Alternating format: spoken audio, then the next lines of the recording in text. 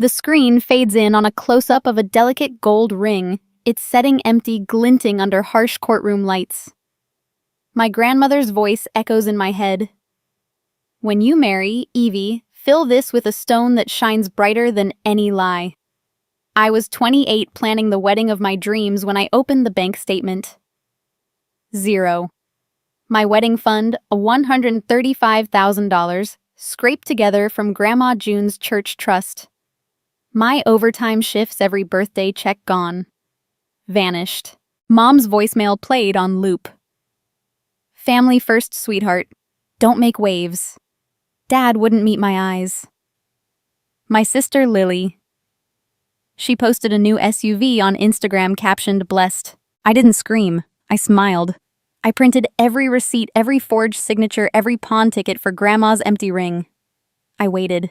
In court, the judge's voice cut like ice misappropriation of trust assets. Gasps rippled through the pews. Mom collapsed to her knees, clutching Dad's trembling hand. Lily's smirk died. The judge ordered full repayment damages and a public apology on their knees in church. But that was just the beginning. I pulled Grandma's sealed envelope from my purse and slid it across the bench. The room froze. Whatever was inside would strip away their last defense and reveal a secret they buried deeper than the money. Stay until the end. 5 twists, 1 stone, and a reckoning that will leave you cheering. They thought they broke me. They have no idea what Grandma taught me about mercy with teeth. My name is Evelyn Marie Caldwell Evie, to everyone who matters. I'm 28, a pediatric nurse at St. Luke's Children's Hospital in Knoxville, Tennessee, and the only child of Frank and Marlene Caldwell who still shows up to Sunday service without being dragged. I was raised on sweet tea, front porch promises, and the ironclad belief that a Caldwell keeps her word even when it costs her everything. Grandma June made sure of that. The ring came to me on a Tuesday in early spring, the kind of day when the dogwoods were just starting to blush, and the air carried the faint promise of rain. Grandma June had asked me to drive her to the cemetery to visit Grandpa Harlan's grave. She was 83, frail as a sparrow, but her eyes still held the same steel that had stared down bankers and bishops alike. We sat on the little bench under the magnolia tree, her gnarled fingers wrapped around mine. In her palm lay a small velvet pouch the color of midnight.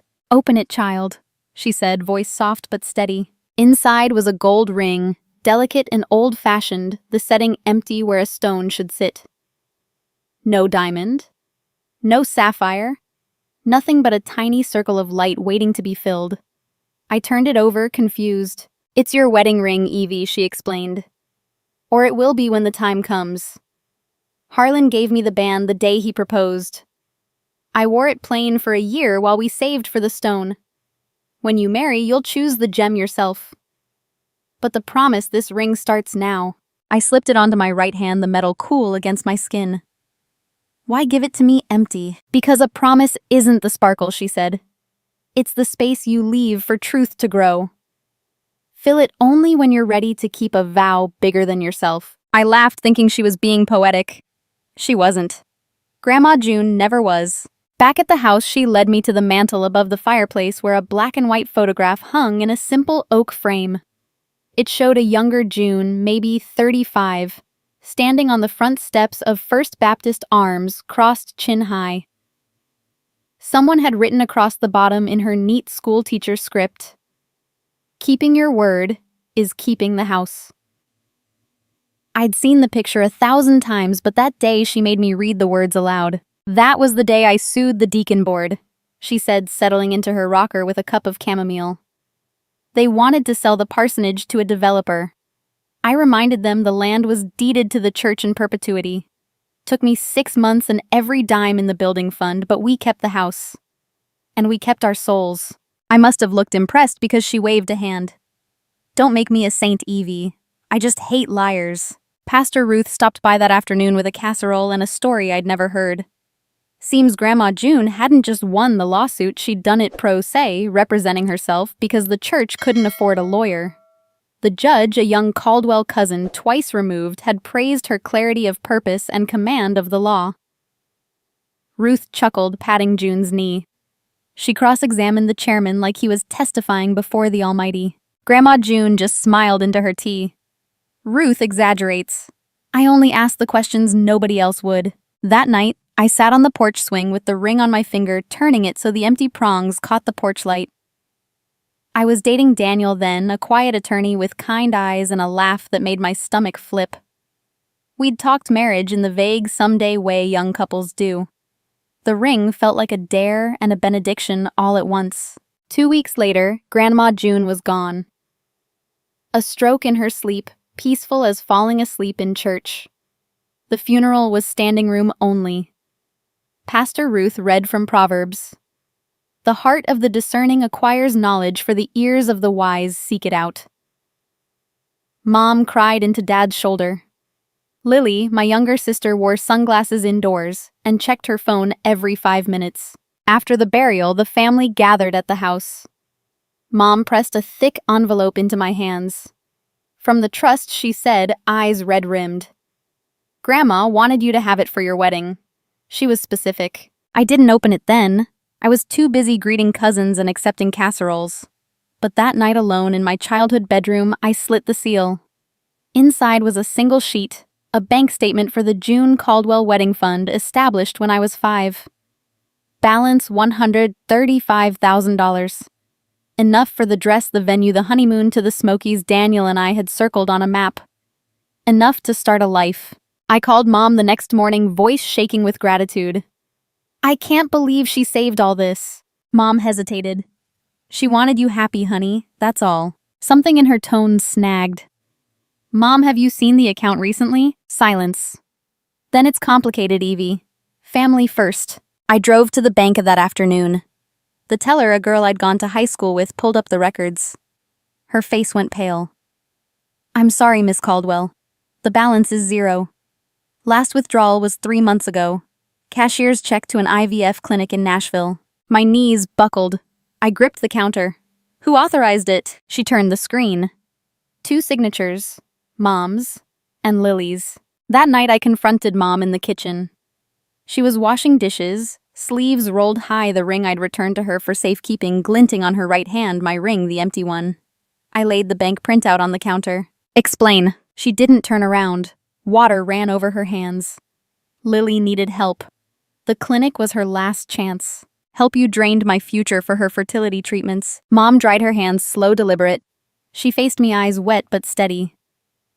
You're young. You'll earn more. Lily, she's running out of time. I held up my bare finger. Grandma gave me that ring. She gave me the fund. You had no right. Mom's gaze dropped to the empty setting. For a moment, I thought she'd apologize. Instead, she whispered, You won't need it anymore. The words landed like a slap. I stared at her, this woman who'd braided my hair and packed my lunches, and felt the ground shift beneath me. The ring on her finger wasn't just gold. It was a vow. And she'd broken it. I left without another word. In the car, I called Daniel. I need a lawyer, I said, and I need receipts. The night I asked Mom about the check, she stared at the empty ring and whispered, You won't need it anymore. I drove home with the bank printout folded in my purse like a death notice, the numbers zeroed out in black and white. My apartment felt smaller that night, the walls pressing in as I sat at the kitchen table under a single lamp. The silence was thick enough to choke on. I pulled out Grandma June's ring box from the drawer where I'd stored it after the funeral, opened it, and stared at the empty setting.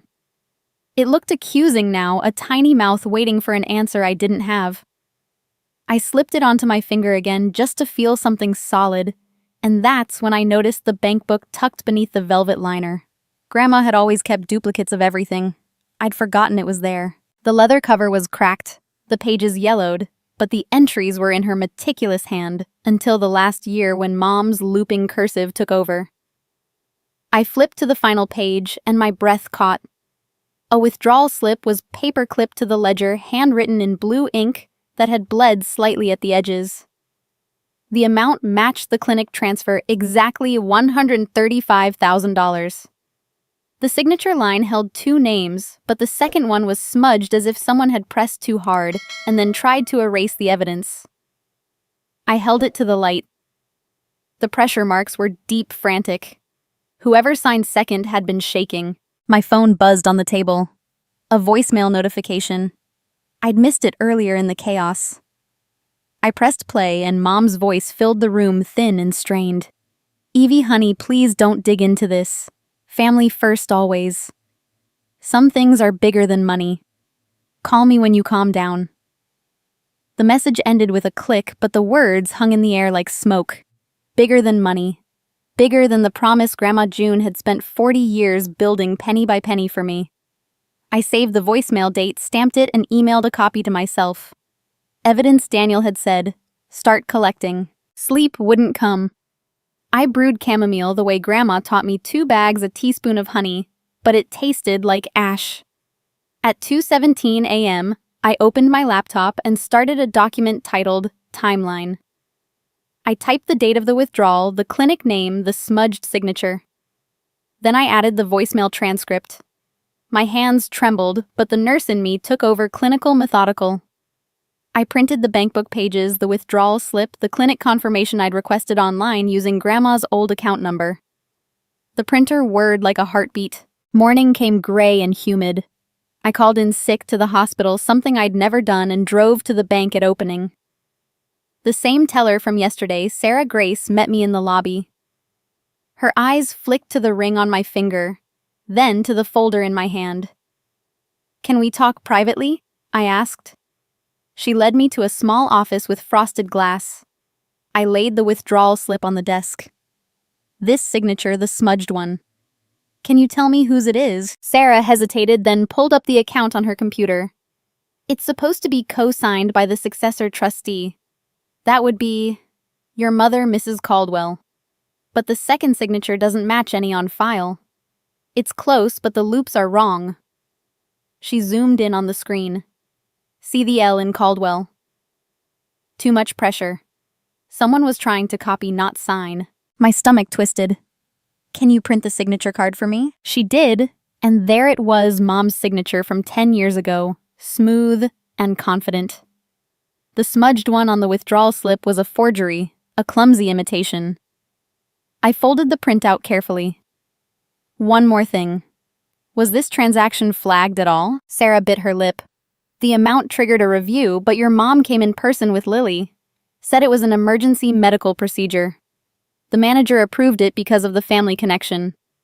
She lowered her voice. Between us, he's new. Didn't know Mrs. June's rules about dual signatures for anything over 10,000. I thanked her and left with a manila envelope stuffed with copies. Outside, the sun was climbing, but the air felt cold. I sat in my car and stared at the envelope. Dual signatures. Grandma's rule. Mom had broken it, and someone had helped her fake the second name. That afternoon, I stopped at Mrs. Hargrove's house on Maple Street. She's 81, sharp as ever, and the neighborhood's unofficial historian. She greeted me at the door with a plate of apple pie still warm from the oven.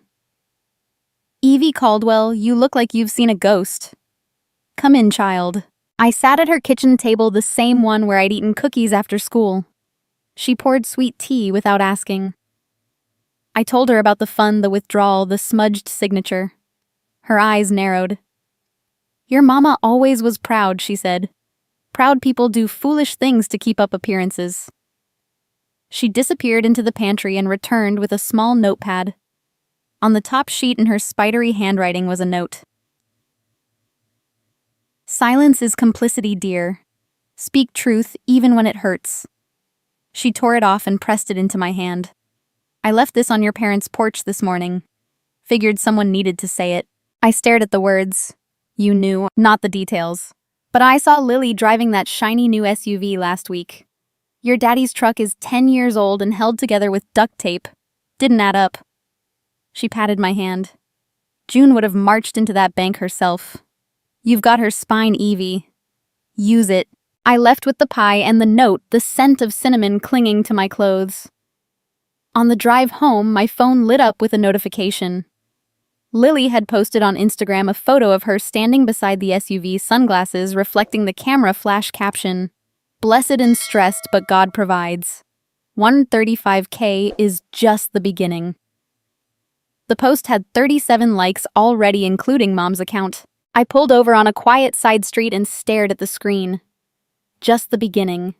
The words burned. I screenshot it, saved it, emailed it to myself. Then I opened a new document and titled it Public Statements. Lily had just handed me a confession in glittery font. That night I spread everything across my coffee table. The bank book, the withdrawal slip, the signature card, the voicemail transcript. Mrs. Hargrove's note, Lily's post. I arranged them like puzzle pieces. The smudged signature bothered me most. If Mom had forged it, whose name was, she trying to imitate Grandma June, was gone. The only other trustee had been Pastor Ruth, and her signature was on file, elegant and unmistakable. I pulled up the church directory on my laptop and found Ruth's old authorization form from when she'd co-signed a youth mission trip. The loops were identical to the smudged mark, but the pressure was wrong. Someone had traced Ruth's signature poorly. I called Daniel at 10:30. He answered on the second ring, voice thick with sleep.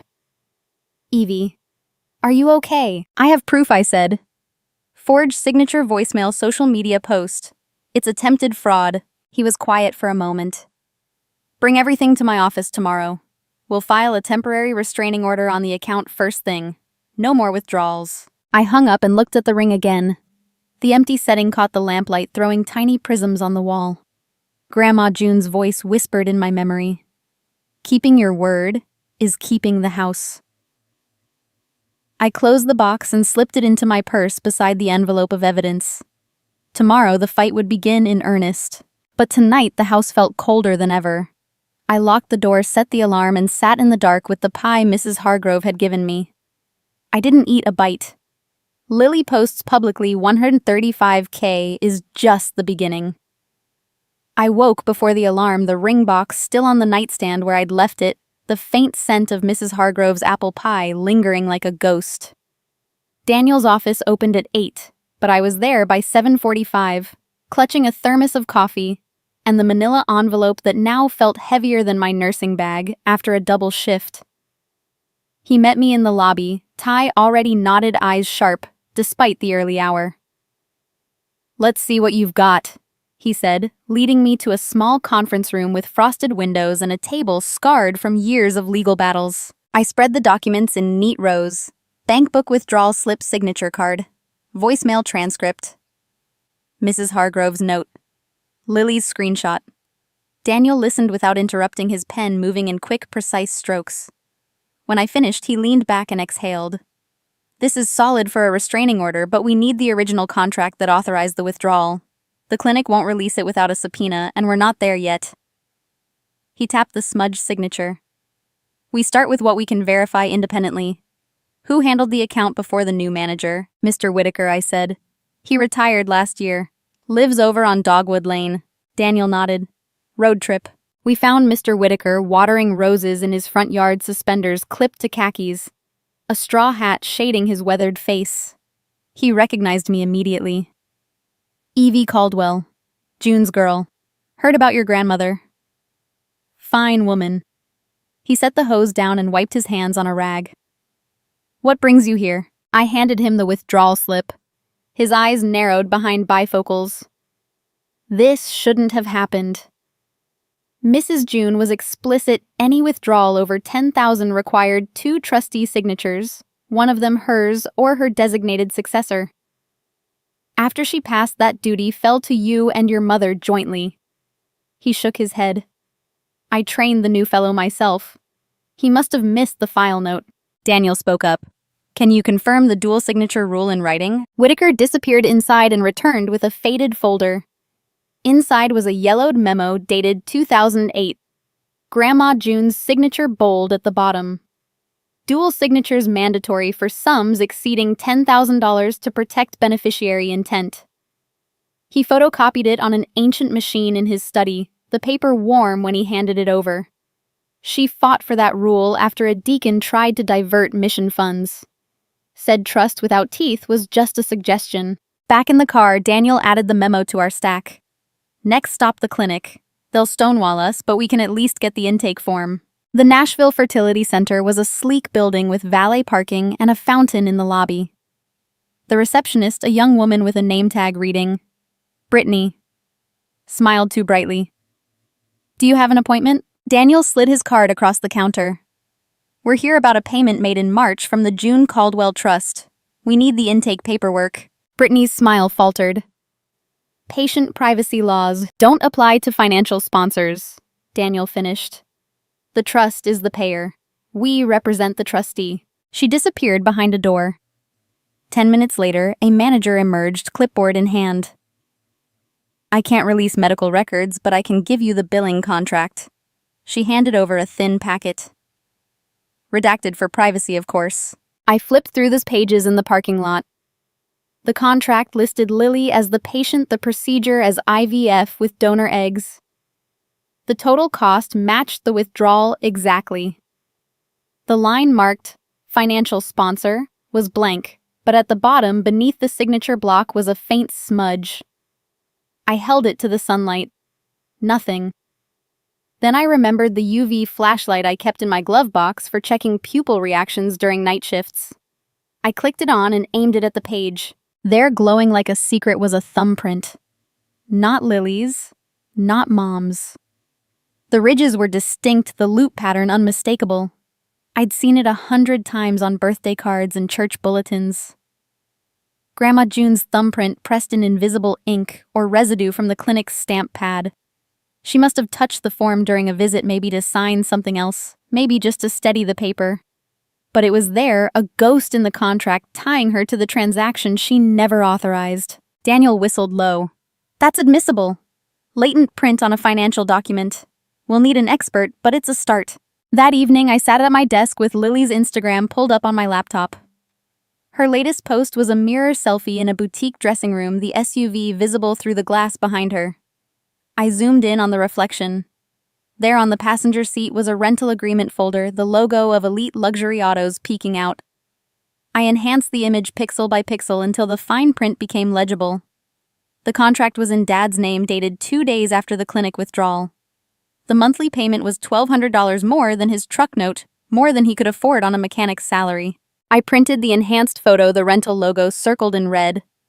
Another piece. Dad wasn't just complicit. He was spending the spoils. The next morning, I met Maya Daniels' paralegal at the courthouse to file the restraining order. She was in her 60s, hair pulled back in a neat bun, glasses perched on her nose. "You're doing this right," she said, stamping forms.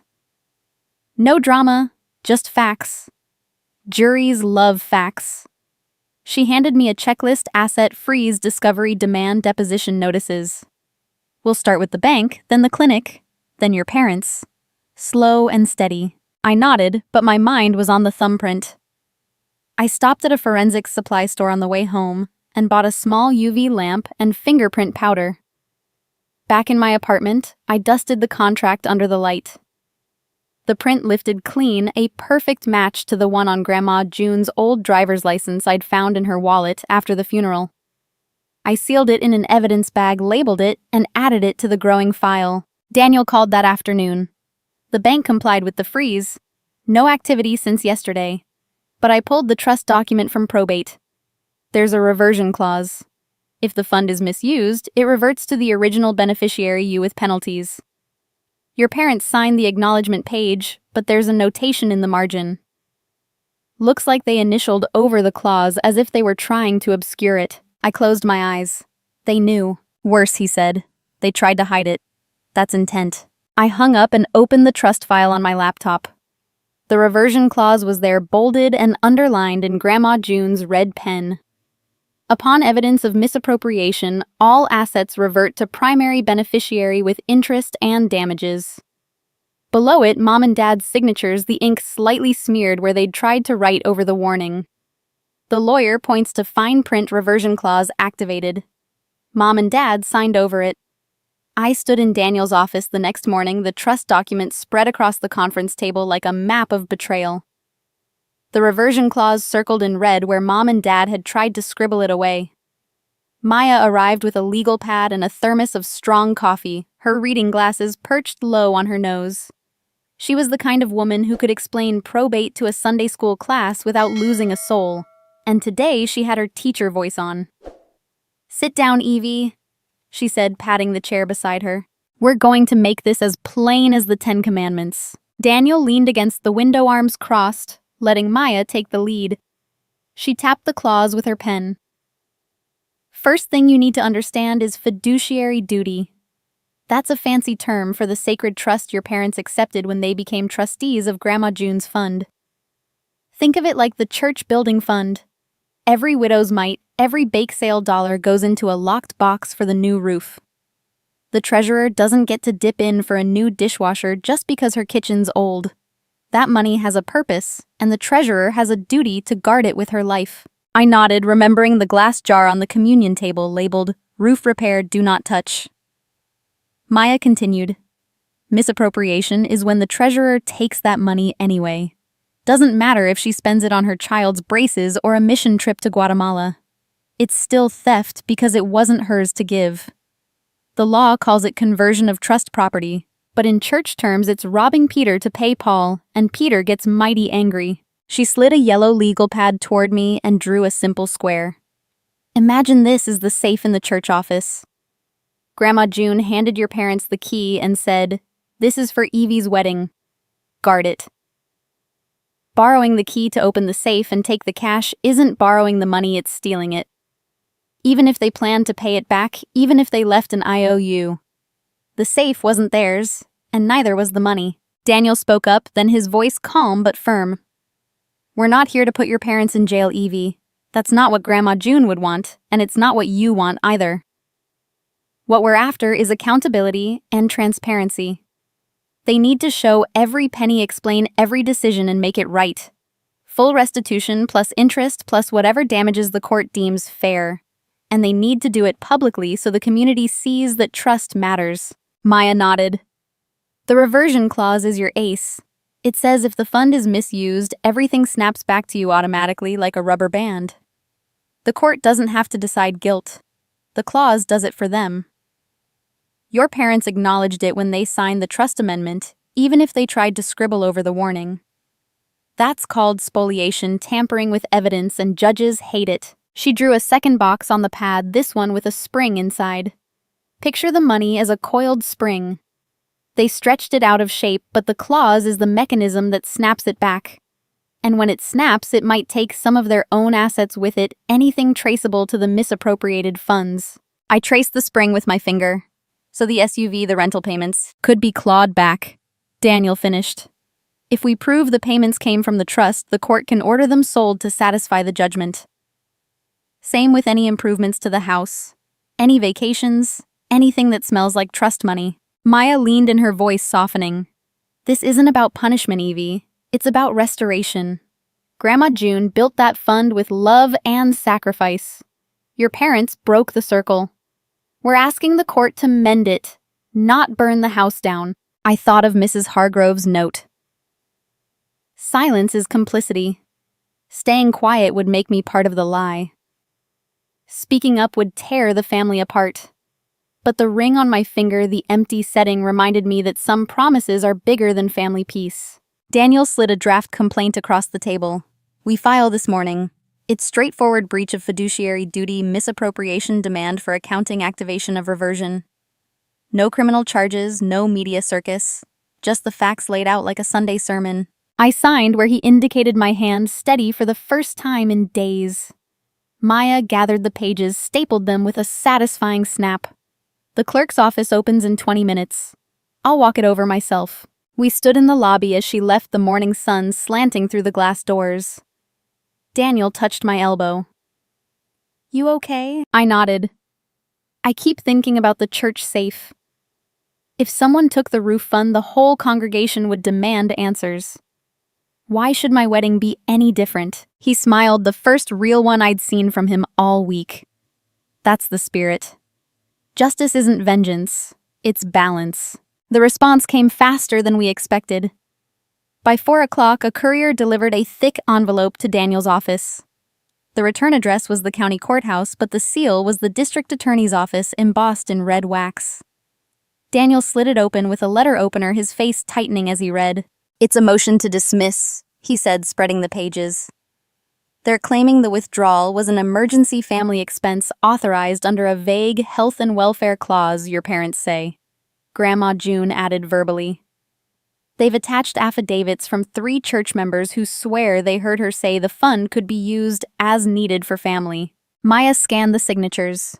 2 of those ladies weren't even at the meeting where the trust was discussed. And the third is your mom's bridge partner. Daniel turned to the last page. They want a hearing next week. And they've requested mediation first private no record. I stared at the DA's seal. Dad had gone to high school with the current district attorney, played football together, stood up in each other's weddings. The seal felt like a wink a boys' club handshake across the years. Daniel folded the motion carefully. This changes things. They're lawyering up and they're using connections. We need to be ready for a fight. I picked up the envelope, the wax seal cracking under my fingers. The paper inside smelled like courthouse dust and old favors. Parents' response letter bears the county DA's seal, Dad's old friend. The red wax seal crumbled in my hand like dried blood, and the scent of courthouse dust clung to my fingers long after I set the envelope down. Daniel locked the motion in his safe, his jaw tight, but Maya just adjusted her glasses and said, "They want mediation." Fine. We'll give them mediation, but on our terms, not theirs. She turned to me with the calm authority of a woman who has buried a husband and raised 3 boys on a paralegal's salary. First rule. Evie, no social media. Not one word, not one emoji. The congregation gossips enough without our help. Let the facts speak in court, not on Facebook. I nodded already, deleting the apps from my phone. The silence felt strange, like stepping into a library after a rock concert. But it was a relief, too. No more scrolling past Lily's filtered selfies or Mom's Bible verses that now read like accusations. Maya handed me a box of creamy stationery and a fountain pen. Write to the people who loved June.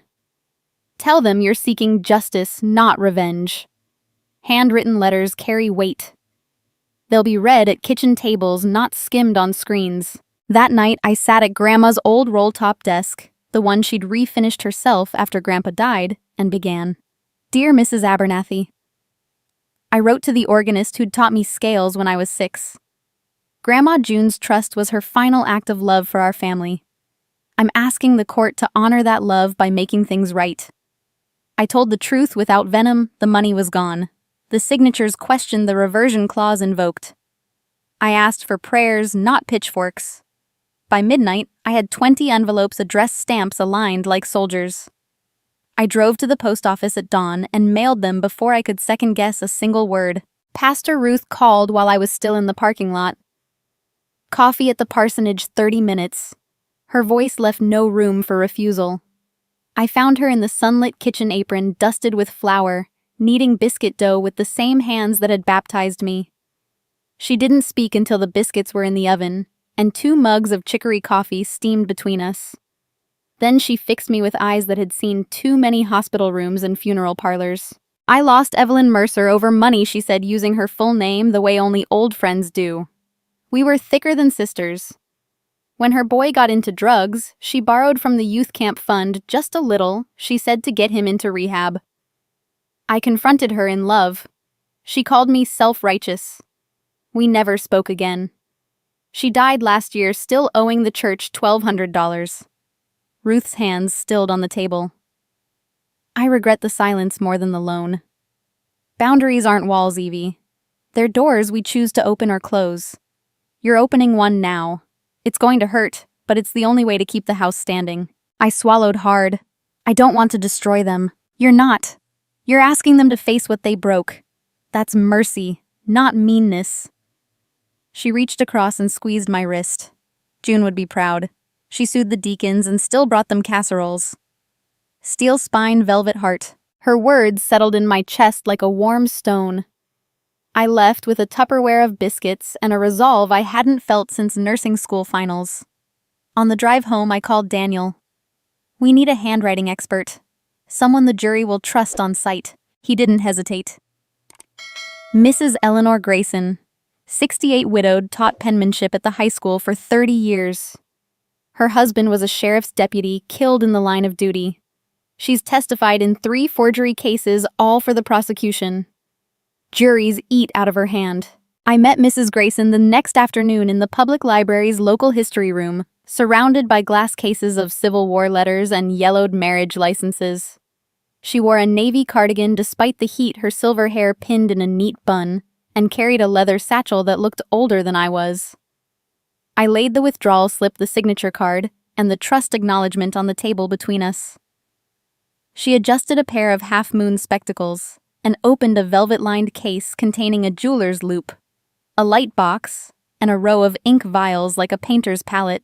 She worked in silence, the only sound the soft click of her loupe and the occasional scratch of a mechanical pencil. After 20 minutes, she looked up, eyes bright. The smudged signature is a traced forgery, but not of your mother's hand. See the tremor in the crossbar of the T. That's hesitation, not habit. The forger practiced on a separate sheet first, then pressed too hard, transferring the image. She slid a transparency overlay across the withdrawal slip. The original strokes matched the loops on this rental agreement. You brought the one from your father's name on the SUV contract. Same pen pressure, same ink bleed. Whoever traced the second signature used the same ballpoint. My pulse quickened. Can you prove it? She smiled, the kind of smile that said she'd been waiting for this question since 1982. I can do better. Bring me a sample from your father's office, something routine, a work order, a parts invoice. Ink degrades predictably. If the chemical composition matches, we have a smoking gun. I drove straight to Dad's garage, the one he'd run since I was in diapers, now tucked behind the house because the bank had foreclosed on the commercial lot. The bay doors were open, country music drifting out with the smell of motor oil and WD-40. Dad was under a pickup, only his boots visible. I slipped inside, heart hammering, and lifted a carbon copy work order from the cluttered desk. The pen clipped to it was a cheap Bic, the same blue as the smudged signature. I tucked the paper into a plastic sleeve and left before he rolled out. Mrs. Grayson met me an hour later in the library parking lot. I handed her the work order. She didn't open it, just slipped it into her satchel. I'll need 24 hours. The lab at the community college owes me a favor. She paused, studying my face.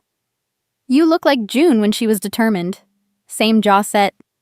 Don't let them make you doubt your own eyes. That night, I dreamed of boundaries, of doors swinging open onto dark rooms where secrets scuttled like roaches. I woke with the taste of metal in my mouth and the certainty that the next revelation would come from the ink itself. The following afternoon, Mrs. Grayson called. Meet me at the library. Bring Daniel. We gathered around the same table now, covered with enlargements and spectral analysis charts.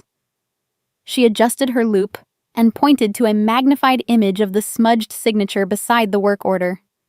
The ink is identical down to the polymer binders. Manufactured in the same batch, used within weeks of each other. But look here. She indicated a microscopic flaw in the ballpoint tip, a tiny burr that left a signature scratch on every document. Your father's office pen.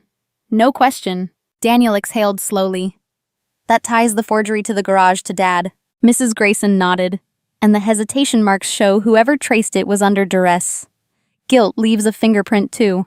I stared at the images, the burr mark repeated like a heartbeat. Dad's pen. Dad's hand. Dad's choice to cover for Mom or for Lily, or for the illusion that everything was fine. The expert peers through her loupe. This ink. It's the pen from your father's office. The mediation room was a beige box in the county annex, fluorescent lights humming like trapped flies, the kind of place where marriages dissolve and custody battles begin.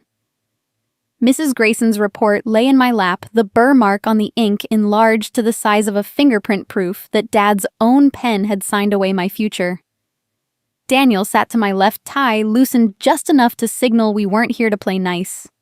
Across the table, Mom and Dad flanked their attorney, a slick man in a navy suit, who'd introduced himself as just here to facilitate healing. Lily perched at the end, legs crossed, manicure tapping the wood like a metronome, counting down to disaster. The mediator, Ms. Delgado, was a calm woman in her 50s with a voice like warm honey and eyes that missed nothing. She started with ground rules. Everything said here is confidential. No recordings, no leaks. We're aiming for resolution, not retribution. I'll ask each side to sign a privacy pledge. She slid cream-colored forms across the table. I signed without hesitation. Mom's pen hovered, then scratched her name with a flourish. Dad followed. Lily rolled her eyes but complied. Ms. Delgado nodded. Good. Let's begin with the plaintiffs. Evie, in your own words, what do you need to feel whole? I kept it simple. The money returned with interest, an accounting of every dollar, and an acknowledgement that the trust was violated. Daniel laid the repayment schedule beside me, 24 neat lines showing monthly payments of $5,625 the SUV sold to cover the down payment the house refinanced if necessary. It wasn't punishment. It was math. Mom spoke first, voice trembling with rehearsed hurt. Evie, I'm sorry you're upset, but you're tearing this family apart over money. Lily needed medical help. You're healthy, established. Can't you find it in your heart to forgive? She dabbed her eyes with a tissue. All I ask is that you apologize for the pain you've caused me for dragging us through this public shame. The word public landed like a slap. I hadn't spoken to a soul outside Daniel's office and Pastor Ruth. Mom was the one who'd cried to her bridge club who'd let Lily post victory laps online. I opened my mouth, but Daniel's hand brushed my knee under the table. Steady. Lily leaned forward, voice syrupy. Sis, I get it. You're mad. But IVF isn't cheap and the clinic had a cancellation fee. I paid for the egg donation myself out of pocket. It was a short-term loan to myself, basically. She smiled, all teeth. I'm good for it. Eventually. Daniel slid Mrs. Grayson's report across the table. The clinic invoice says donor eggs were included in the $135,000. No separate payment. And the SUV rental began 2 days later. Hard to call that eventually. He tapped the repayment plan. 24 months secured by the vehicle and a lien on the house. No excuses, no extensions. Sign and we walk away from court. Lily snorted. 24 months, I'm not a bank. And that car is my lifeline. How am I supposed to get to appointments? She flicked the paper back. Pass. Mom's tears dried instantly. See, she's unreasonable. After everything we've done for her. Dad finally spoke, voice gravelly. Evie, your mother and I are prepared to sell the boat, maybe take a second on the house. But not the car. Lily needs it. He wouldn't meet my eyes. Ms. Delgado tried again. Let's find middle ground. Perhaps a lump sum from the sale of non-essential assets, then a longer repayment. Daniel shook his head. The trust demands immediate reversion. Every day they keep the money interest accrues. We're already being generous. The room crackled. Lily scrolled her phone under the table, thumbs flying. Mom clutched Dad's arm like a life raft. I felt the weight of every letter I'd mailed, every prayer whispered in pews across town. This wasn't about the money anymore. It was about whether a promise could outlive the people who broke it. Ms. Delgado sighed. I'm sensing impasse. Shall we take a 10-minute break? We filed into the hallway. I leaned against the cinder block wall, the cold seeping through my blouse. Daniel murmured, They're stalling. The DA's office can't shield them forever. Mom and Dad huddled with their lawyer voices low. Lily stepped out for a smoke phone to her ear, laughing about drama queens. When we reconvened, Ms. Delgado tried one last olive branch. A joint statement to the church, perhaps. An apology from both sides. A commitment to family counseling. Mom straightened. I'll apologize for any misunderstanding, but only if Evie apologizes first for hurting me, for making me the villain in front of God and everybody. I stared at her. The woman who'd taught me to say grace before meals, who'd driven me to every piano recital, now wanted me to kneel for the crime of asking for what was mine. The mediator's pen hovered over her notepad, waiting. Daniel closed his folder. No deal. We'll see you in court. Mom's face crumpled, but her eyes flashed fury. She leaned across the table, voice a hiss meant only for me. Take it to the end, then. You're no longer my daughter. The words sliced clean, no anesthesia. Dad flinched but said nothing. Lily smirked, already typing. Ms. Delgado ended the session with a quiet, I'm sorry we couldn't find common ground. Chairs scraped. Papers rustled. I stood last the repayment plan untouched. Mrs. Grayson's report clenched in my fist. In the hallway, Mom brushed past me without a glance, Dad trailing like a shadow. Lily's laughter echoed from the parking lot. Daniel touched my elbow. "You okay?" I wasn't, but I would be. The ring on my finger felt heavier, the empty setting a reminder that some voids can only be filled with truth. Mom whispers, "Take it to the end. You're no longer my daughter." The courthouse hallway smelled of floor wax and old coffee, and Mom's whisper still rang in my ears as Daniel steered me toward the elevator. I kept my eyes on the marble floor, counting the cracks so I wouldn't have to see the pity on the security guard's face. Outside, the August sun beat down like judgment, and I let the heat soak through my blouse while Daniel unlocked the car. Neither of us spoke until we were on the interstate, the mediation building shrinking in the rearview mirror. 7 days, he said, merging into traffic. Judge set the first hearing for next Friday. Discovery starts tomorrow. I knotted the ring, turning on my finger like a loose tooth.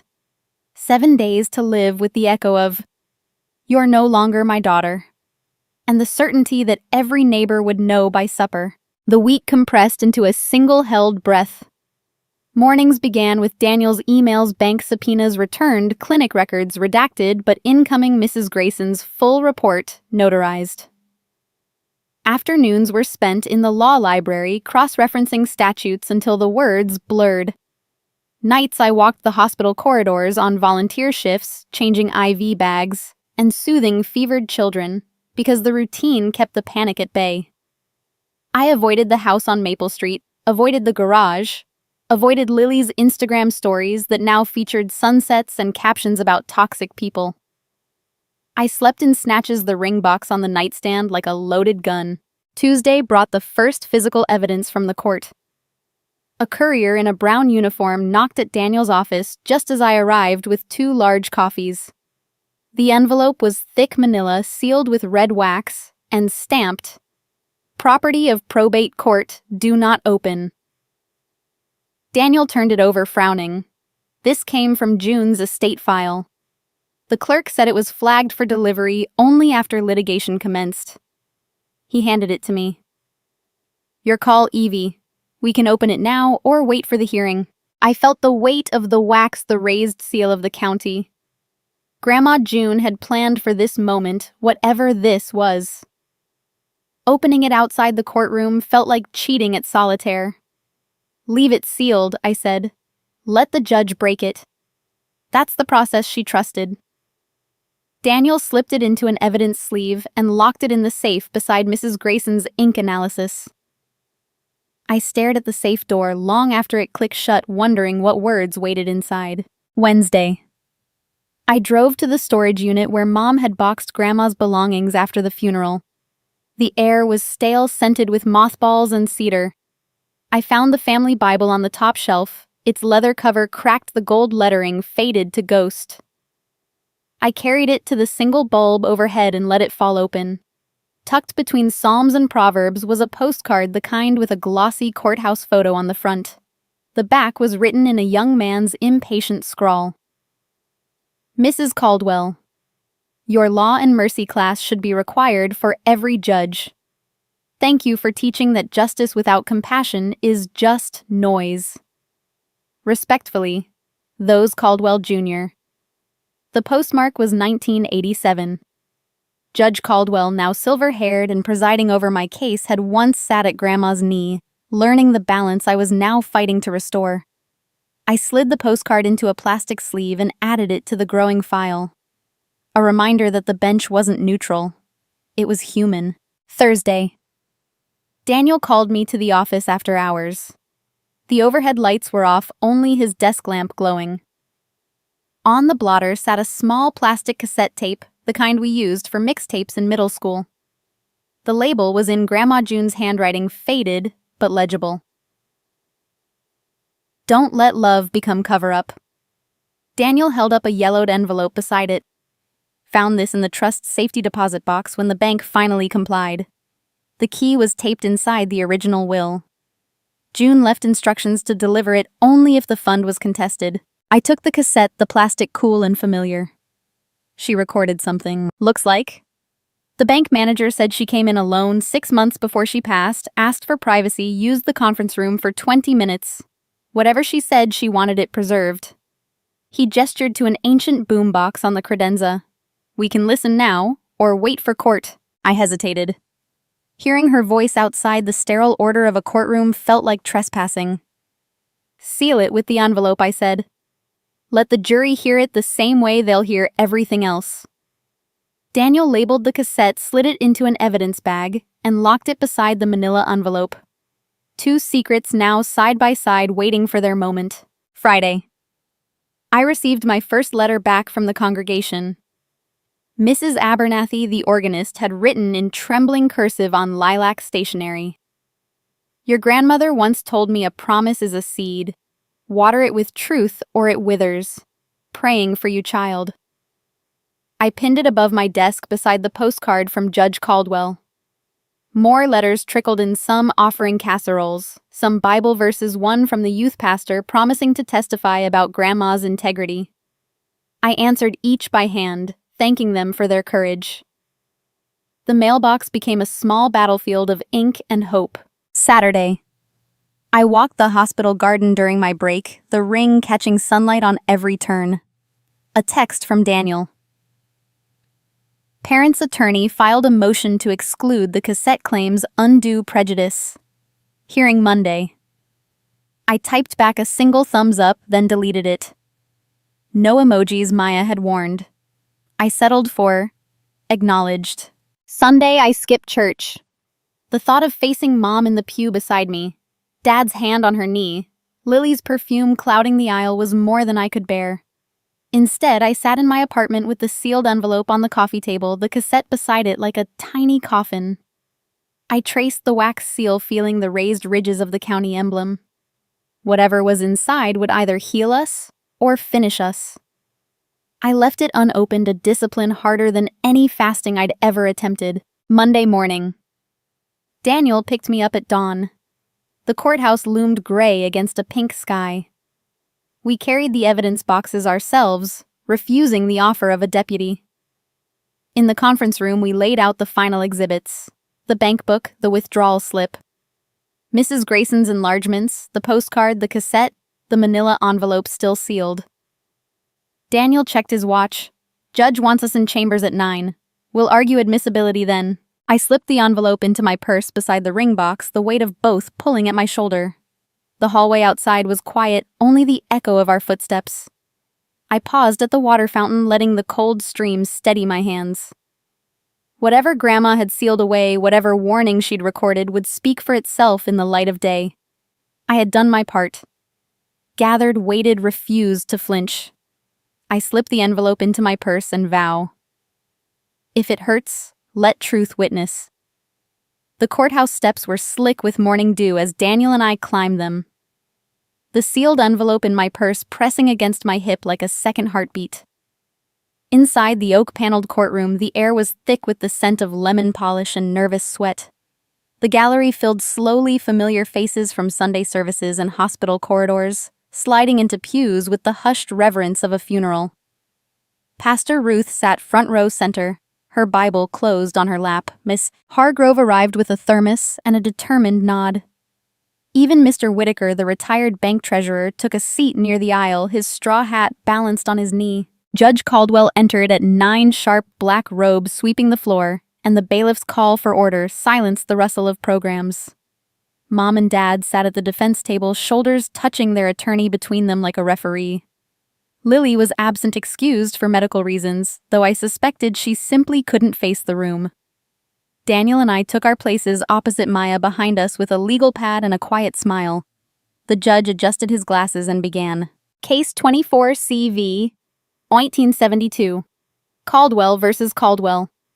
We are here on plaintiff's motion for summary judgment on the issue of misappropriation of trust assets. Counsel proceed. Daniel Rowe's voice steady. Your Honor, the evidence will show a clear breach of fiduciary duty. We begin with the handwriting analysis. He gestured to Mrs. Grayson, who walked to the witness stand with the dignity of a woman who had graded penmanship for 30 years. The bailiff swore her in, and she opened her leather case like a surgeon laying out instruments. On the large screen behind her, the withdrawal slip appeared magnified 100-fold. "Observe the pressure points," she said, using a laser pointer to trace the smudged signature. The forger applied uneven force, heaviest at the start of each stroke, lightest at the end. This indicates tracing, not natural writing. She clicked to the next slide, Dad's work order from the garage. Compare the rhythm, the same hesitation before the crossbar of the T. The same burr mark from the ballpoint tip. The ink chemistry is identical. This is not coincidence. It is causation. The gallery leaned forward as one. Mrs. Hargrove whispered, "Lord have mercy," loud enough for the row behind her to hear. Mom's face drained of color. Dad's hand, resting on the table, began to tremble in tiny, uncontrollable pulses. Daniel called the bank manager next, who confirmed the missing dual signature requirement. Then, the clinic administrator, who verified the payment, but could not produce a separate invoice for egg donation. Each witness built the case brick by brick, the word misappropriation hanging in the air like incense. When Daniel rested, the defense attorney stood smoothing his tie. "Your Honor, this was a family decision made in crisis. The trust language allows for health emergencies." Judge Caldwell cut him off with a raised hand. "I'll decide what the language allows." He lifted the original trust document, the pages crisp, despite their age. "Let the record reflect Exhibit A. Article 7, Section 3. His voice carried to the back row. "Upon any unauthorized distribution of principal, the trustee shall be personally liable for restitution plus interest at the statutory rate, and the corpus shall revert immediately to the named beneficiary." He let the words settle. Mom let out a single wrenching sob that echoed off the rafters. Dad's trembling hand moved to her shoulder, but she shrugged it off. The gallery held its breath, the only sound the scratch of the court reporter's keys. Daniel turned to me. "Evie, the envelope." I stood legs steady despite the tremor in my chest. The walk to the bench felt endless, every eye tracking the manila envelope now in my hands, the red wax seal gleaming under the lights. I placed it on the judge's desk with both palms as if offering communion. From Grandma June's probate file. "Your Honor. Sealed by the clerk until litigation. We request it be opened in open court." Judge Caldwell examined the seal, then the accompanying affidavit from the probate clerk. "Objection," he asked the defense. Their attorney half rose. "Chain of custody. Overruled. The seal is intact." The judge took a small letter opener from his drawer, the blade catching the light. He sliced the wax cleanly, the crack loud in the silence. Papers rustled as he unfolded the contents, a single sheet of June's stationery, her handwriting unmistakable. He began to read aloud, but I was already reaching for the gavel. The wooden hammer hovered midair, suspended between strike and mercy as the first line of Grandma's letter filled the room. I pull the lead-sealed envelope. The air thins like onion skin. The blade sliced through the wax with a crisp snap, and the envelope sighed open like a secret finally allowed to breathe. Judge Caldwell's fingers lifted the single sheet of Grandma June's pale blue stationery, the ink still sharp after all these years. He cleared his throat, and the courtroom leaned forward as one. To the honorable court he read, his voice carrying the weight of a Sunday sermon. "If this letter is opened in litigation, it means my trust has been broken. I name my granddaughter Evelyn Marie Caldwell as successor trustee effective immediately upon proof of misappropriation. She is to receive full authority over all remaining assets, including those I have kept private for this purpose." A collective inhale rippled through the gallery. Mom's sob caught in her throat. Dad's trembling hand froze midair. I felt Daniel's grip on my elbow, steadying me as the words sank in. Successor trustee. Not Mom. Not Dad. Me. Judge Caldwell continued, eyes scanning the page. An inventory is attached. One modest rental house at 412 Oak Street, purchased in 1998 for income stability. One brokerage account at Edward Jones, seated with life insurance proceeds currently valued at approximately $42,000. And one safe deposit box at First National Key to be delivered separately. He paused, brow furrowing. The key is noted as concealed within the wedding ring setting given to Evelyn on March 15th of this year. Every head swiveled toward me. I reached automatically for the ring on my right hand, the empty gold band that had traveled from Grandma's palm to mine. The prongs were delicate, the setting hollow, but now I understood it was never meant to stay empty. I twisted it off, heart-hammering, and held it to the light. A faint seam glinted along the inner shank, invisible unless you knew to look. Daniel produced a small evidence pouch. I dropped the ring inside and the bailiff carried it to the bench. Judge Caldwell accepted a pair of tweezers from the clerk. With deliberate care, he pried at the seam. A soft click, and a tiny rolled cylinder of gold slid free no longer than a matchstick. Inside was a flat key, brass and old-fashioned, stamped with the number 2, 1, and 7. The gallery exhaled in a single breath. Mom's face went slack. Dad stared as if the key were a loaded gun. The judge set the key on the velvet pad beside the letter. Plaintiff's counsel, you'll coordinate with the bank to open box 217 tomorrow morning 9 o'clock under court supervision. Contents to be inventoried on the record. He turned to the defense table. Given this development, I am ordering immediate full financial disclosure from the defendants. All accounts, all assets, all expenditures traceable to the trust principal. Failure to comply within 72 hours will result in contempt. Their attorney half rose, mouth opening, but the judge's gavel silenced him before a word escaped. Further, the reversion clause is hereby activated. The court finds prima facie evidence of misappropriation. The SUV, titled in Frank Caldwell's name, purchased 48 hours after the unauthorized withdrawal, is now subject to lien. The primary residence at 218 Maple Street, refinanced 6 months ago, will be appraised for equity. Any commingled funds will be clawed back. Dad's hand, no longer trembling, clenched into a fist on the table. Mom's eyes darted to the exit, then to me, pleading and furious at once. The gallery buzzed a low hive of whispers. Rental house. Brokerage. Safe deposit box. Words that meant Grandma June had planned deeper than any of us imagined. Daniel leaned close. We just flipped the board, Evie. They have to open every drawer now. Judge Caldwell folded the letter with care. Tucked inside was a smaller slip. June's handwriting, smaller, almost private. He read it aloud, softer now. Mercy with teeth, Evelyn. Restore what was taken, but leave them room to stand again. The house is not the building. It is the promise we keep. He looked at me over his glasses. The court will recess until the safe deposit inventory is complete. Counsel, prepare your witnesses. The gavel fell a single sharp crack that ended the morning. Spectators rose in a rustle of programs and murmured prayers. Pastor Ruth pressed my hand as she passed, eyes shining. Mrs. Hargrove whispered, June always said the Lord keeps better books than any banker. I gathered my notes, the ring now evidence-bagged, and tagged the key gleaming under the clerk's lamp.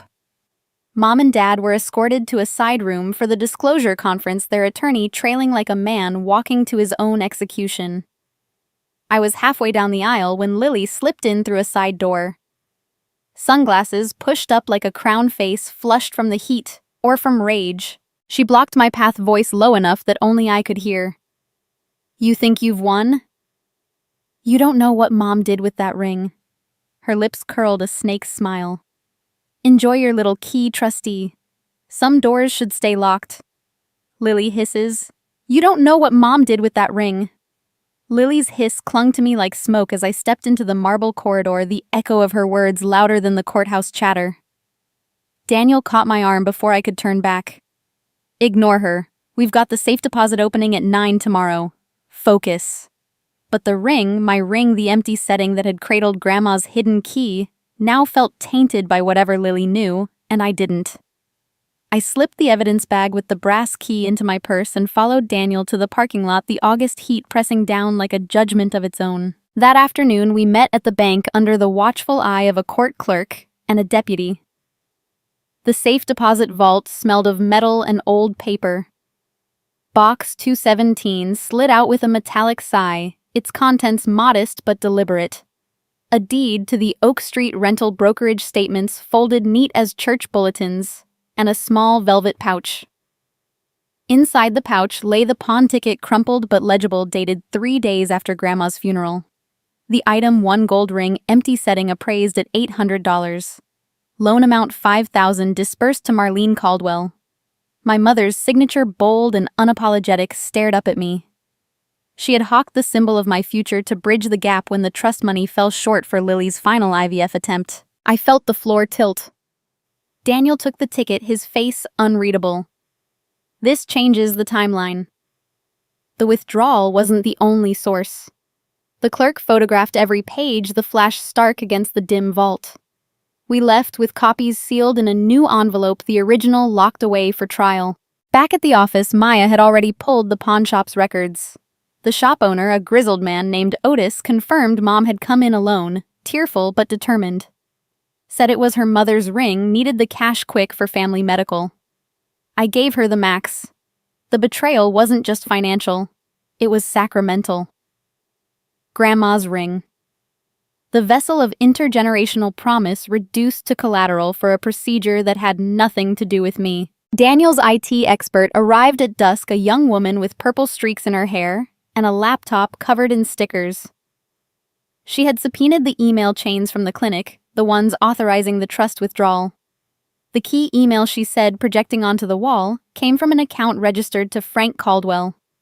But look at the metadata. She zoomed in on the header. Sent from the garage computer at 2:14 a.m. IP address matching Dad's Wi-Fi. The message was terse. Approved for immediate disbursement per family emergency. F. Caldwell. But the typing patterns, the expert explained, showed 2 distinct users. Dad's usual emails were short, misspelled, full of Autoshop jargon. This one was polished, urgent, with Lily's favorite emojis tucked in the signature line. Daniel called Dad that evening, speaker on. "Frank, we have the email. It's from your computer. Explain." Silence, then a heavy sigh. Marlene was beside herself. Lily's last chance, the clinic threatening to cancel. I was at the shop finishing a transmission. Marlene used my laptop. I saw the email after. Told her to delete it, but she said it was done. I let it go to keep peace in the house. His voice cracked. Didn't think it would come to this. Peace. The word tasted like rust. Dad had forged the authorization or stood by while Mom did all to keep the family from fracturing. But the fracture was already there, hairline cracks spreading from the moment they touched Grandma's ring. We confronted Mom the next morning in a deposition room, stenographer clicking away. Daniel laid the pawn ticket on the table like a playing card. Mom's eyes filled, but her chin lifted. I had no choice. The trust transfer was delayed 2 days, bank holiday. The clinic needed full payment, or Lily lost the donor cycle. The ring was just sitting there. Just sitting there, I echoed, voice steady for the first time. It was my wedding, my promise. You pawned my future. She flinched. You were always the strong one, Evie. Lily, she's never had a win. Not the pageant, not the job, not the boyfriend who stayed. One baby, that's all she wanted. One win in her whole life. Tears spilled, real ones this time. I thought you'd understand. You're a nurse. You fix people. Daniel slid the email printout forward. And this, Mom glanced at Dad, who nodded almost imperceptibly. I wrote it. Frank was asleep. I used his computer because the clinic trusted his name on the account. I thought if we paid it back quietly, no one would know. The stenographer's fingers flew. I felt the room shrink, the air thick with the scent of her perfume, and my own rising anger. Mercy with teeth, Grandma had written. This was the bite. Maya's phone buzzed on the table, a soft vibration that cut through the tension. She glanced at the screen, eyes widening. Daniel, the bank, just released the childhood sub-account records. There's a second trust opened when Evie was 5, dormant until now. She turned the phone so we could see. Balance $28,400. Established with birthday checks. Baptism gifts, every dollar Grandma had squirreled away before the wedding fund even existed. My name alone on the title. Untouched. Untraceable until the reversion clause woke it up. Daniel's phone buzzes. Maya stares. There's a childhood sub-account in Evie's name. Maya's phone screen glowed like a small sun in the dim deposition room, the numbers $28 and $400 burning into my retinas. Daniel snatched the device, scrolling through the attached PDF with the speed of a man defusing a bomb. This sub-account, he muttered, was opened the year you turned 5, separate from the wedding fund. Grandma June listed it as a revocable educational trust, but the reversion clause cross-references it. It should have stayed dormant until you claimed it. He zoomed in on the signature block. Look who co-signed as custodian, Frank Caldwell. Dad's face went the color of old ash. Mom's hand flew to her mouth. The stenographer's fingers paused midair, sensing the shift. Daniel's voice hardened. Frank, did you pledge this account as collateral for the garage expansion loan last year? Dad swallowed Adam's apple bobbing. The bank needed security. The wedding fund was locked until Evie married. I thought the sub-account was fair game, just sitting there. I felt the floor drop. The childhood money, every crumpled $5 bill from great-aunts, every savings bond cashed at baptism had been chained to Dad's failing business. A trust violation layered on violation. Daniel was already dialing. Maya, get the loan officer on the line. We need the promissory note. While the call connected, he turned to the defense attorney. You have 72 hours to disclose every lien, every pledge. The judge's order was clear. The loan officer, a nervous man named Pritchard, arrived within the hour. Briefcase clutched like a shield. He laid the documents on the table. The sub-account was listed as collateral for a $25,000 line of credit, drawn down to $18,000 for new hydraulic lifts. Dad's signature, bold and familiar, sat beside the bank stamp. The terms were brutal default, triggered immediate seizure of the pledged asset. Another breach, another claw mark on Grandma's legacy. We recessed to the courthouse at 2 o'clock, the emergency hearing scheduled in Judge Caldwell's chambers. The room was smaller, the air thicker, only the principals and counsel allowed. Lily had finally appeared, hair pulled back. No sunglasses, eyes red-rimmed. She sat between Mom and Dad like a child caught in the middle of a divorce. Daniel laid the new evidence in a neat stack. Your Honor, the defendants pledged a protected trust asset as collateral for a commercial loan in direct violation of the reversion clause. We move for immediate freeze of the line of credit and seizure of the garage equipment to satisfy the lien. The defense attorney sputtered. The sub-account was dormant, no activity for 20 years. Judge Caldwell's gavel cut him off. Dormant does not mean disposable. The trust language is explicit. No encumbrance without beneficiary consent. Miss Caldwell was never informed.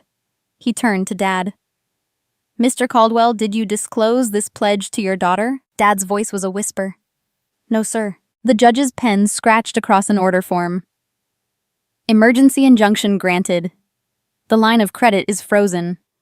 The bank will seize the equipment by 5 o'clock tomorrow, unless the balance is paid in full. Further, the court orders forensic accounting of all nonprofit entities associated with the defendants. Daniel slid a final document forward, a printout from the state secretary's website. Your Honor, we've uncovered a 501c3 registered last year as the Grandma June Legacy Foundation. Tax filings show $42,000 in donations, all routed through Lily Caldwell's personal account. The stated purpose, scholarships for single mothers. The reality, the money paid for IVF travel boutique clothing and the SUV lease. Lily shot to her feet. That's a lie, I was building something in Grandma's name. The judge's eyes narrowed. Sit down, Miss Caldwell. The filings list you as sole officer. No board, no oversight, no disbursements to any scholarship recipient. This smells of money laundering through a sham charity. Mom gasped.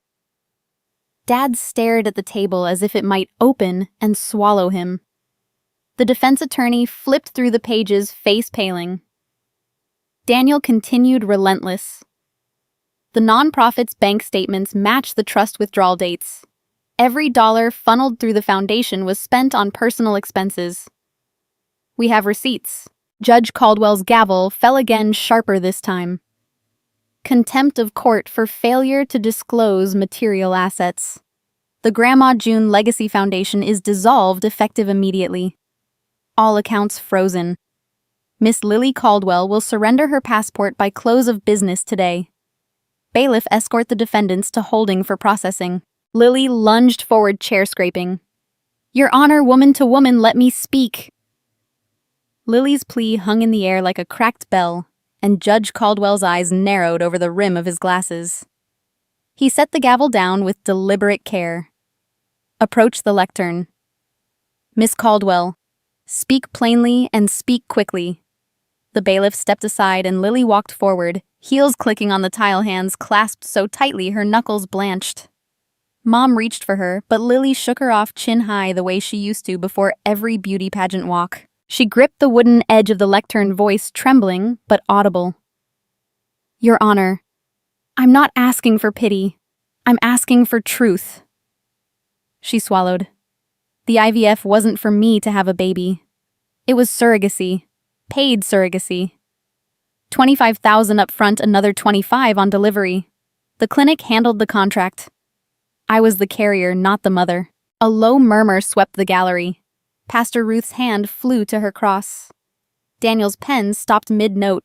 I felt the room tilt the floor, suddenly unreliable. Lily kept going, words tumbling faster now. Dad found the agency online. Said it was a way to help a couple who couldn't conceive, and we needed the money. The garage was behind on rent, the house payment late. He called it a win-win. I'd be useful for once.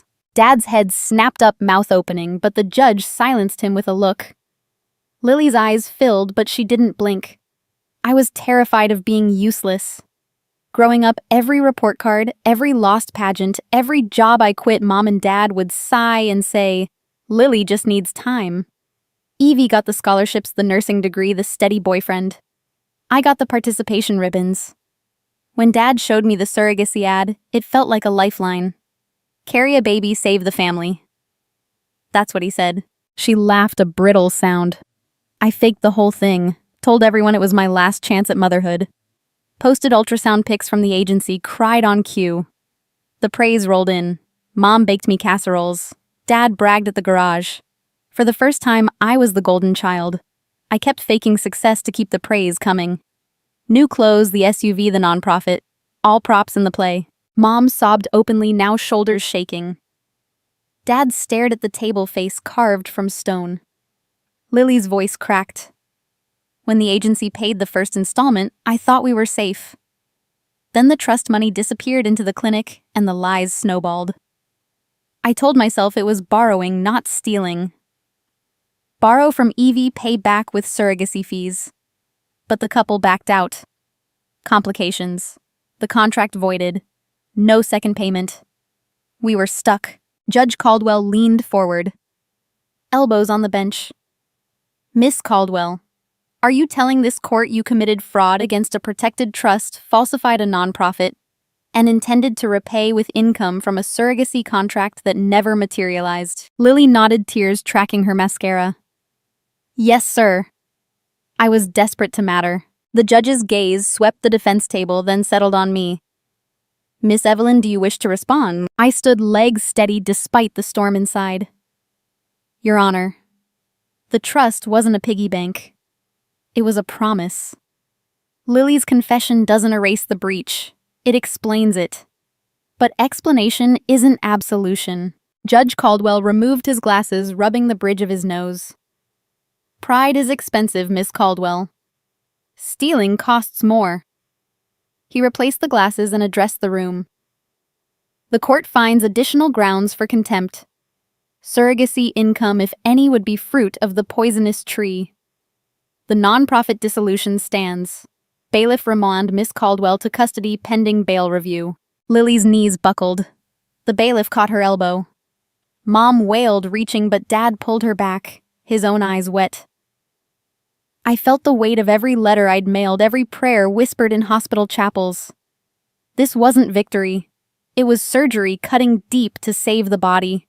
Daniel touched my sleeve. Recess. I nodded, throat tight. The judge granted 15 minutes. In the hallway away from the cameras the bailiff had barred, I leaned against the cool wall and closed my eyes. Lily's confession echoed, useless golden child win-win. The family I'd known had been a house of cards and the wind was blowing hard. When we reconvened, I stood before the bench, voice calm. Your Honor, I request recess to propose a deal no one expects. The hallway outside Judge Caldwell's chambers felt colder than the marble deserved the echo of Lily's confessions still bouncing off the walls, as Daniel and I huddled with Maya over a legal pad. My request for recess had bought us 24 hours to craft a proposal that would satisfy the court, without destroying what was left of my family. Mercy with teeth, Grandma June had written, and I intended to honor every word. We worked through the night, coffee cooling, untouched, the terms taking shape like a blueprint for redemption rather than ruin. By dawn, we had a structured settlement that balanced restitution with rehabilitation. I walked back into court with the document folded in my hand, the ring now redeemed from the pawn shop, with court funds back on my finger. The tiny key no longer hidden, but gleaming in plain sight. Judge Caldwell reconvened the hearing at 9 sharp. The gallery thinner, but no less attentive. Mom sat alone at the defense table, Dad in holding for the equipment seizure, Lily in a separate room awaiting transport. The weight of their absence pressed on my shoulders, but I stood straight. Your Honor. I began, voice steady.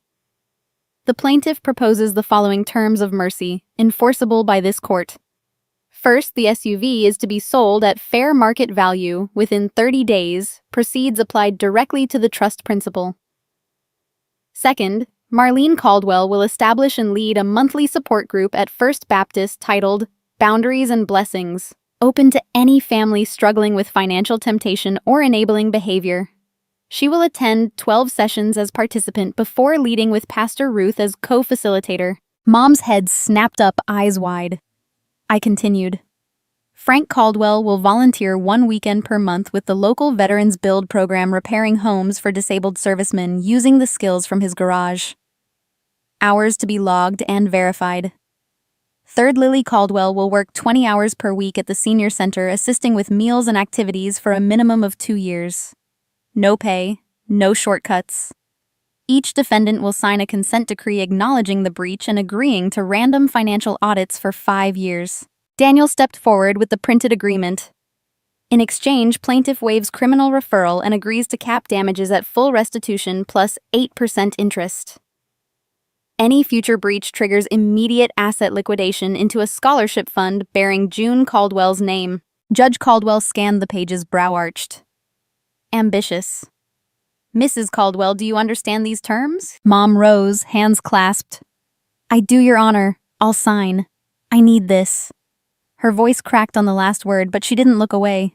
The judge nodded to the clerk. Bring in Mr. Caldwell and Miss Caldwell separately for signature. While we waited, I addressed the final piece. There's one more asset, Your Honor. The ring on my finger was pawned, then redeemed. Inside the band, Grandma June concealed a second key. I twisted the ring, revealing a hair-thin compartment no one had noticed before. The key inside was smaller silver, engraved with a tiny cross.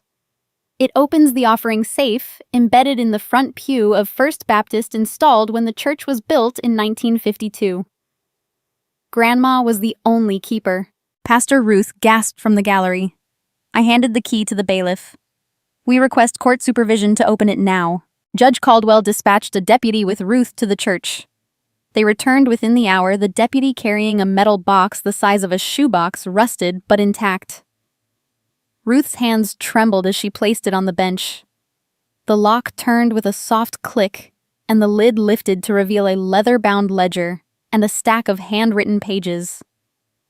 The ledger detailed every scholarship Grandma had quietly funded over decades, nursing school for a single mother trade certification, for a laid-off minor college for a foster child. Names, dates, amounts, all in her meticulous script. The estate rules were simpler, written on a single sheet in fountain pen. Upon my passing, the pew-safe contents fund the June Caldwell Scholarship for women entering healing or building professions. Administered by my successor, trustee. Breach of any family trust activates full transfer. The breach clause was underlined twice: liquidation to scholarship, no appeal. Judge Caldwell's voice was quiet. The court adopts the plaintiff's proposal in its entirety. The pew-safe contents establish the scholarship fund immediately. Signatures required today. Mom signed, first pen shaking. Dad escorted in, cuffs signed, next eyes on the floor. Lily brought in last, scrawled her name with a defiance that melted into tears when the judge added, Miss Caldwell, your work at the senior center begins Monday.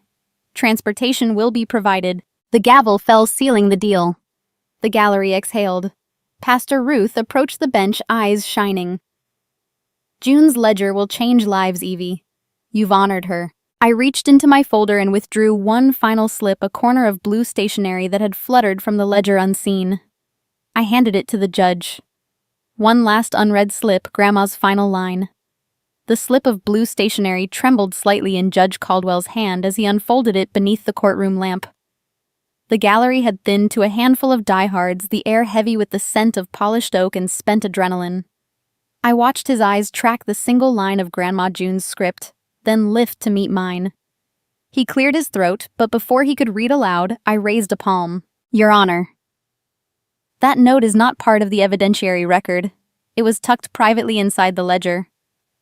May I approach? He nodded, and I walked the aisle with the measured steps of a nurse entering a trauma bay. The paper was warm from his fingers. I took it gently, folded it once, and slipped it into the inner pocket of my blazer right over my heart. This is family business, I said quietly. Not for the transcript. A ripple of surprise crossed the bench. Daniel started to object, then thought better. The defense attorney opened his mouth, closed it. Judge Caldwell studied me for a long moment, the way he might study a witness who had just refused immunity. Miss Caldwell, you are within your rights. The court respects privacy where no legal interest is served. The note remains off record. Relief loosened the knot in my chest. Whatever Grandma had written on that final scrap was meant for me alone. A compass needle pointing true north when the storm cleared. I returned to my seat, the paper a small secret weight against my ribs. The judge adjourned with instructions for the clerk to prepare the consent decree and scholarship charter. Mom was escorted out, first wrists free, but shoulders bowed. Dad followed, cuffs glinting under the fluorescence. Lily shuffled behind a deputy, eyes on the floor, the fight drained out of her. The gavel's echo chased them down the corridor like a verdict they could still feel. Outside, the August heat had broken into a soft evening rain. Reporters clustered under the portico, microphones poised, cameras rolling. A young woman from the local station thrust a mic toward me. Evie, how does it feel to win justice for your grandmother? I paused on the top step, rain misting my hair. This wasn't about winning, I said. It was about keeping a promise. No further comment. I walked past Daniel, shielding me with an umbrella, Maya's hand steady on my elbow. The questions followed us to the parking lot, then faded behind the patter of drops on metal roofs. At home, I locked the door, kicked off my shoes, and sat at the kitchen table with the blue slip between my fingers.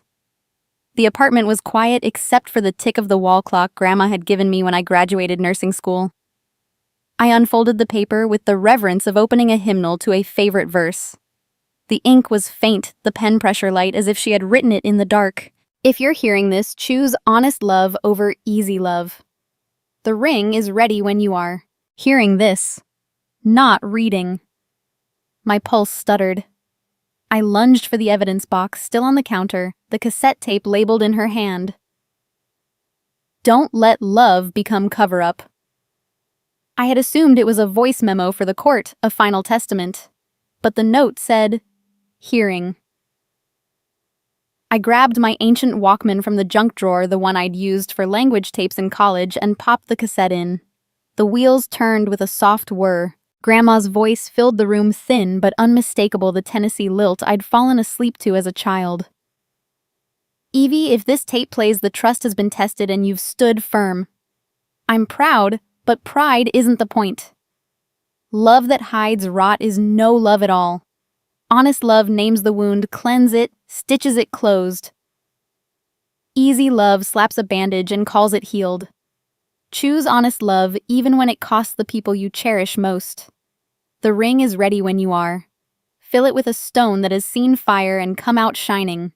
I love you beyond measure. June. The tape clicked off. I sat motionless, tears tracking hot down my cheeks. She had known. Not the details, but the shape of betrayal, the temptation to look away. The cassette was never for the jury. It was for me, a private benediction recorded in the stillness of her final months. I played it again and again until the words were carved into memory. Then I ejected the tape, slipped it into a small velvet pouch, and tucked it beside the blue note in my blazer. Off record, off the public stage, but alive in the place that mattered. The rain had stopped by midnight, the air washed clean. I was brewing chamomile when the workshop bell rang, 3 sharp pulls, the signal Dad had used since I was small to call us in from play. I froze, mug halfway to my lips. No one had rung that bell since the garage foreclosure. I grabbed a flashlight and ran barefoot across the wet grass to the detached shop behind the house on Maple Street, the one the bank hadn't yet padlocked. Dad sat on an overturned crate among stacks of yellowed ledgers, the overhead bulb casting harsh shadows. Grease still stained his fingers, but the cuffs were gone. Bail had been posted. He looked up when the door creaked, eyes red-rimmed. "I couldn't sleep," he said. "Needed to show you before they take it all." He nudged a ledger toward me with his boot. I hid this. The workshop smelled of motor oil and wet concrete, the single bulb swinging slightly from Dad's nudge. I stepped inside barefoot on the cold floor and closed the door behind me. The ledger he pushed forward was thicker than the others, its leather cover cracked and soft from years of handling. "Open it," he said, voice rough as sandpaper. Page 43. I lifted the cover with both hands the way I'd open a patient's chart in the ICU. The entries were in Dad's blocky mechanics script, dates marching down the left margin like soldiers.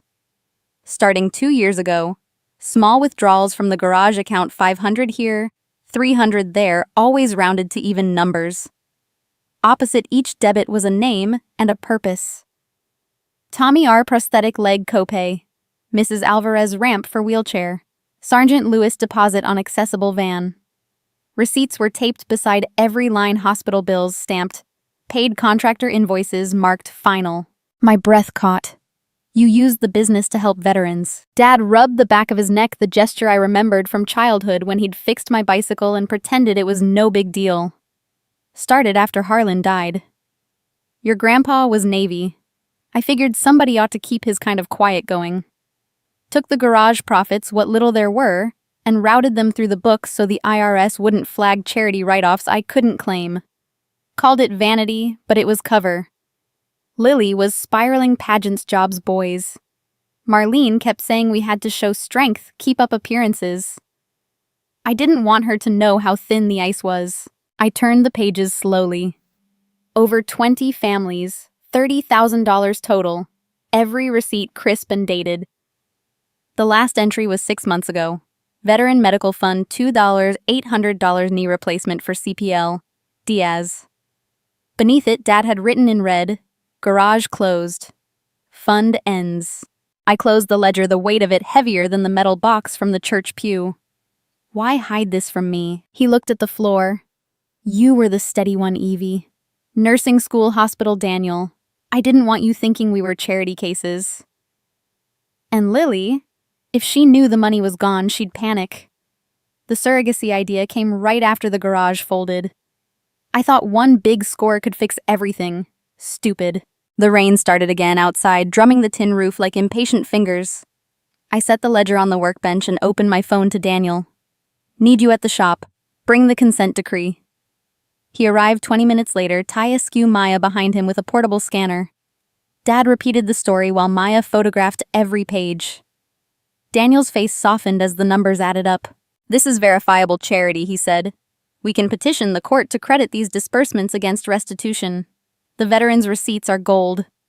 He called the local VA legal aid office, a contact from pro bono work, and within an hour we had affidavits from 3 recipients confirming the payments notarized and ready.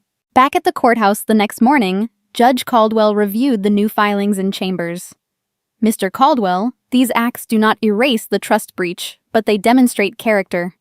The court will reduce the restitution by the documented $30,000, provided the recipients receive formal acknowledgement and the scholarship fund is informed. Dad nodded, eyes wet. The judge turned to me. Miss Caldwell, any adjustment to the terms? I thought of Grandma's voice on the cassette, honest love over easy love. Credit the verified amounts, Your Honor. And allow Dad's veterans billed hours to count double for the first year. The work is already his penance. The judge made the notation, gavel tapping once. So ordered. Sunday morning dawned clear, the church steeple sharp against a blue sky. I sat in the back pew, the ring on my finger catching the stained glass light. The congregation filled slowly, whispers hushed by the organ prelude. Mom had asked to speak during announcements. Pastor Ruth had agreed. She walked to the pulpit in the same navy dress she'd worn to court, hands clasped to hide the tremble. She began without notes. Many of you know our family has walked through fire this month. I stand here to name my part. I took what was not mine, justified it as love, and nearly lost my daughter. I ask forgiveness from Evie, from this church, and from God. Her voice broke on my name. I will lead boundaries and blessings starting Tuesday. All are welcome. The congregation sat in stunned silence. Then Pastor Ruth stood. Marlene, the Lord delights in repentance. We receive you. A soft amen rippled through the pews. Mom stepped down, eyes on the floor. The side door opened, and an unexpected guest entered, a man in a wheelchair, mid-40s, wearing a faded Marine's cap. He rolled down the aisle, stopped beside Dad's empty spot, and looked straight at me. Sunday morning, Mom steps to the pulpit to apologize. An unexpected guest enters. The man in the wheelchair rolled to a stop beside the empty space where Dad usually sat, his daughter, a teenager with braces and a shy smile, pushing gently from behind. Pastor Ruth paused mid-prayer, then nodded for them to continue. The congregation turned as one, the rustle of hymnals falling silent. The veteran cleared his throat, voice steady despite the tremor in his hands on the chair arms. Name's Tommy Ruiz, he began. 3 years ago, I came home from Walter Reed missing a leg and most of my hope. Hospital bills stacked higher than my roof. Then Frank Caldwell showed up with a ramp he built himself, no charge, and a check for the copay I couldn't cover. Said a buddy from the VFW told him I needed a hand up, not a handout. He looked toward the back pew where Dad now stood in the doorway, cap in hand. That ramp let my girl get to school without missing the bus. That check kept the lights on. Frank never asked for thanks, just said to pay it forward when I could. The daughter stepped forward, clutching a folded flag in a triangle case. Dad taught me to weld last summer. First thing I made was a mailbox for Mrs. Alvarez down the street. Mr. Caldwell supplied the metal. Her voice cracked. He saved us not with pity, but with work. A murmur of recognition rippled through the pews. Mrs. Hargrove dabbed her eyes with a lace handkerchief. Pastor Ruth's smile was soft, approving. Dad's shoulders sagged, not with shame now, but with the weight of being seen for the good he'd hidden. The congregation softened, a collective exhale that didn't erase the wrong, but made room for the man beneath it. Mom rose again, this time without prompting. She walked to the pulpit, knees trembling, but steps sure. Evie, she said, naming me aloud for the first time in weeks. I took your future and called it love. I was wrong. I ask your forgiveness and the forgiveness of everyone here who trusted our family to steward June's legacy. She turned to the congregation. Marlene Caldwell stands accountable. I will lead boundaries and blessings with humility starting Tuesday. Dad joined her at the altar, enrollment form for the community college financial literacy course clutched in his grease-stained fingers. I start classes Thursday night, he announced, voice rough. Learning what I should have taught my girls about money and honor. He placed the form on the communion table beside Mom's Bible. Lily entered last, quieter than I'd ever seen her, the SUV keys dangling from a manicured finger. She laid them on the altar without ceremony, the metal clinking against the wood like a bell of surrender. Sold yesterday, she said simply. Proceeds wired to the trust this morning. She she met my eyes a flicker of the little sister who once shared secrets under blanket forts. No smirk, no defiance, just the raw edge of beginning again. Pastor Ruth invited me forward. I walked the aisle feeling every gaze, the ring on my finger warm from the morning sun through the windows. At the pulpit, I opened the leather ledger from the pew, safe its pages now, the founding document of something larger. Today we established the Grandma June Scholarship, I said. For women entering nursing or the trades funded by the trust reversion, the SUV sale, and every verified act of quiet goodness Frank Caldwell performed. First recipients will be chosen by Christmas. Applications open tomorrow. The congregation responded with a standing ovation, not for me, but for the circle mended. I stepped down as the final hymn began, voices rising in harmony that felt like balm on old wounds. After the benediction, as families filed out for coffee hour, a stranger approached, an older woman in a simple gray dress, her face lined but eyes bright. She pressed a small card into my hand. On the front, in Grandma June's unmistakable script, "When truth is spoken, set the stone." On the back, a jeweler's address and a date tomorrow at noon. I looked up to thank her, but she was already gone, swallowed by the crowd. Daniel found me in this narthex, a velvet box in his palm. "The stone arrived this morning," he said, voice low.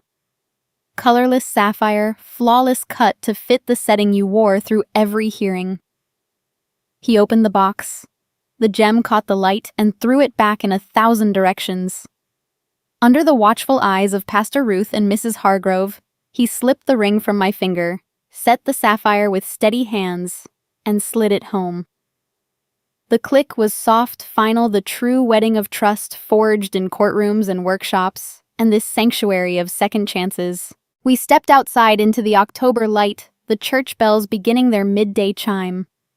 I lifted my hand, watching the sapphire fracture the sun into rainbows across the steps. Daniel's fingers laced through mine. The bells pealed on steady and sure, and I knew justice had taught us mature love. I watched light fracture through the stone, hear church bells, and know justice taught us mature love. The sapphire caught the noon bells and threw shards of light across the church steps. Each fracture a reminder that truth once spoken becomes unbreakable. Daniel's hand stayed in mine as we walked to the car, the ring no longer empty but complete its stone set, only after every layer of deception had been peeled away. Behind us, the congregation spilled out in Sunday best voices, softer than before, carrying casseroles and quiet conversations about scholarships and second chances. Mom lingered at the door, helping Mrs. Hargrove with her walker, the first small act of the Boundaries and Blessings group already in motion. Dad shook hands with Tommy Ruiz, promising to weld a new grill for the veterans' picnic. Lily stood apart, phone in hand, texting the senior center to confirm her Monday shift. The family wasn't healed wounds that deep take years, but the bleeding had stopped. If this story of family betrayal, courtroom reckoning, and hard-won mercy moved you, hit that subscribe button right now and turn on notifications. Thousands of you have shared your own stories in the comments. Mothers who drained college funds for siblings, fathers who hid charity behind pride, sisters who learned humility the hard way. Drop your experience below. Have you ever had to choose honest love over easy love? How did truth change your family? Like this video, share it with someone who needs to hear that justice can have teeth and still leave room to stand. Let's keep the conversation going. Your voice might be the sapphire someone else needs to set their own stone.